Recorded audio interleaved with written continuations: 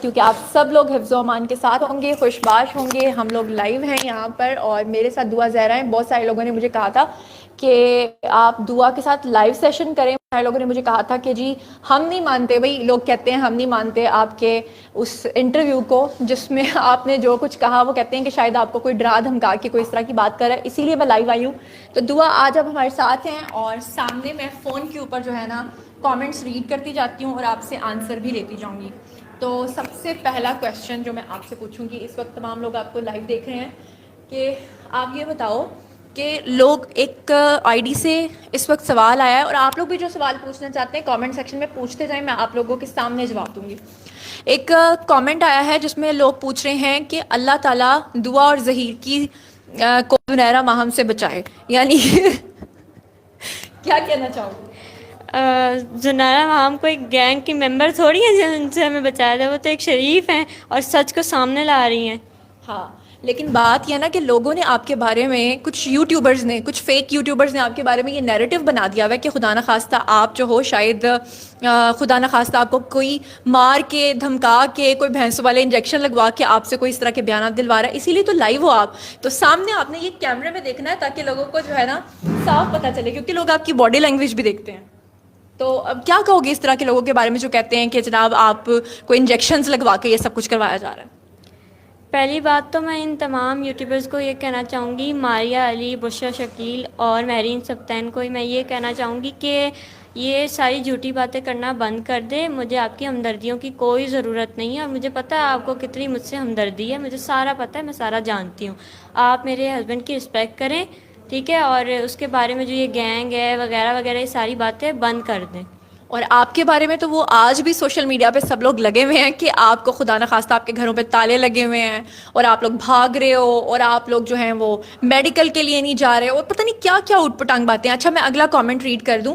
اگلا کامنٹ ہے جی کہ کسی نے لکھا ہے کہ اللہ تعالیٰ آپ کو بھی ایسی بیٹی دے جیسے کہ آپ، تو مجھے اپنی طرف سے بد دعا دی اور اللہ کر کے وہ بھی بھاگے اور پھر آپ کو پتہ چلے. کیا کہو گے ایسے لوگوں کو؟ میں ایسے لوگوں کو یہ کہنا چاہوں گی کہ کوئی جیسا بھی ہے اس کو کم سے کم بد دعا تو نہ دیں، اللہ تو دیکھ رہا ہے نا. تو مطلب وہ ایسے کون سے حالات تھے کہ جس کی وجہ سے آپ کو اپنے گھر سے، ظاہری بات ہے شوق سے تو کوئی نہیں بھاگتا، ایسے کیا حالات تھے کہ آپ کو اپنے گھر سے جانا پڑا؟ میری مجبوری تھی، وہ گھر سے مجھے جانا پڑا. میرے جو ماما بابا ہیں انہوں نے مجھے مجبور کیا. میری شادی وہ زبردستی میرے کزن سے کروانا چاہتی جس میں میں راضی نہیں تھی، تو مجھے یہ سٹیپ اٹھانا پڑا. جبکہ میں ظہیر کی بات بھی کرتی تھی ان سے تو وہ انکار کر دیتے تھے، اس لیے مجھے یہ سب کرنا پڑا مجبوراً. دعا ابھی تھوڑی دیر پہلے آپ نے ایک ذکر کیا تھا، پہلے بھی آپ نے جب مجھ سے ملی تھی آپ نے ویلنٹائنس ڈے کی بات کی تھی کہ ویلنٹائنس ڈے پہ بھی آپ کو مار پڑی تھی اور آپ کی والدہ کو پتہ چل گیا تھا. وہ سب لوگوں کو آپ جلدی جلدی بتاؤ. جی ویلنٹائن ڈے والے دن بھی میرا جو موبائل ہے وہ بند کر دیا گیا تھا. میری ماما کو اس کا پتہ لگ گیا تھا اس لیے، اور مجھے بہت زیادہ مار پڑی تھی اور دھمکی بھی دی تھی انہوں نے. لیکن وہ تو اللہ معاف کرے قرآن پاک تک اٹھا کے کہہ رہے ہیں کہ ایسی کوئی بات نہیں ہے. ٹھیک ہے ہم ماں باپ کو غلط نہیں کہتے، لیکن مطلب یہ بہت ہی غلط بات ہے کہ اس طرح کی بات کی جائے کہ ان کو پتہ ہی کچھ نہیں تھا.